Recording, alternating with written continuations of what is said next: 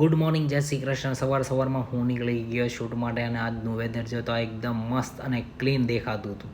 ત્યાંની સાથે જ અમારી ટેક્સી આવી ગઈ. ટેક્સીની અંદર હું બેસી ગયો. બેસીને અંદર ડેકોરેશન ને ડીજે ભાઈ જોરદાર વાગતું હતું.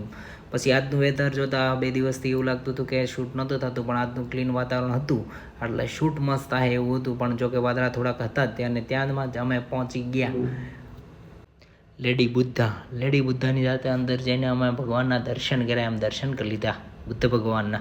પછી ભાઈ અગરબત્તી આ લોકો કરી લીધી. પછી કપલે 1 રૂપિયો મૂક્યો ભાઈ, ઇન્ડિયન રૂપિયો મૂકીને ભાઈ એણે દર્શન કર્યા, દાંતે કાઢ્યા. પછી અમે કરતું શૂટની સાથે આ 2-3 કપલ આવી ગયા કે અમારો 1-2 ફોટો સેશન કરતા હતા. અમે બી એમને મોબાઈલમાં ફોટો સેશન કરી દીધું. અને પછી બાજુમાં જ નજર જતા મને આનંદ અંબાણી લાગ્યો. પછી તો મેં તો ટેલી કર્યું ભાઈ આ છે કે નહીં, પણ હતો બીજો. આગળ જતાની સાથે 2 ડોગી ભાઈ સામે થઈ ગયા. મને એમ થયું હમણાં ફાઇટ કરશે પણ ફાઇટ ન કરી, ખાલી એમ ધડાધડી બોલાવી દીધી. પછી અમે કરી દીધું ફટાફટ શૂટ ચાલુ. ભાઈ મારું કામ પૂરું થયું ને અમે તે કેમેરા ચાલુ કર્યો ભાઈ, એને ફોટોગ્રાફી કરી એકદમ જોરદાર. જો તમે બેહીને ફોટો આમ ને તેમને મજા આવે એમ ફોટો લીધા. પછી મને કે ભૂરો કે 1 ફોટો આપણો પાડી દો ભાઈ. પછી એક કોડક કેમેરામાં ભાઈ રોલવાળા કેમેરામાં ફોટો પાડ્યો.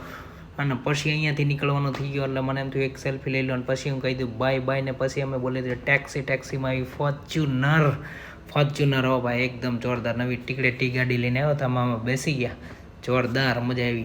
પછી તો જો લેડી બુદ્ધા દેખાતા હતા એમને ગુડ બાય ટાટા કરી દીધું. ને પછી અમે આવી ગયા એક કાફેમાં શૂટ કરવા માટે. ત્યાં તો જોયું તો એકદમ જોરદાર વાતાવરણ હતું.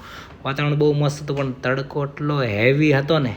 પછી અમે નક્કી કર્યું કે ભાઈ શૂટ અત્યારે નથી કર્યું, થોડી વાર માટે આપણે આરામ લઈ લઈશું.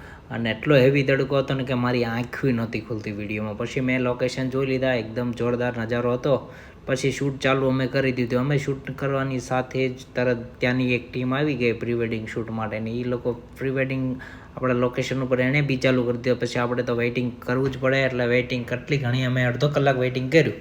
પછી તો એનું કામ પતી ગયું. પછી આપણી ફોટોગ્રાફી જોઈને વિડીયોગ્રાફી જોઈને એને પણ એમ થયું કે આ ભાઈ ક્યાંથી આવ્યા છે. તો મેં કીધું ભાઈ ઇન્ડિયાથી. અને પછી એણે આપણું જો વિઝન સ્ટોરીઝનું આખું પેજ ઇન્સ્ટા ઉપર આખું જોઈ લીધું. પછી મેં એમને ફોલો કરાવ્યું ને 1-2 એમની પાસેથી રિવ્યૂ પણ માંગ્યા, પણ એ લોકોએ રિવ્યૂ સામેથી જ આપી દીધા હતા. મેં જોયું ત્યાં તો.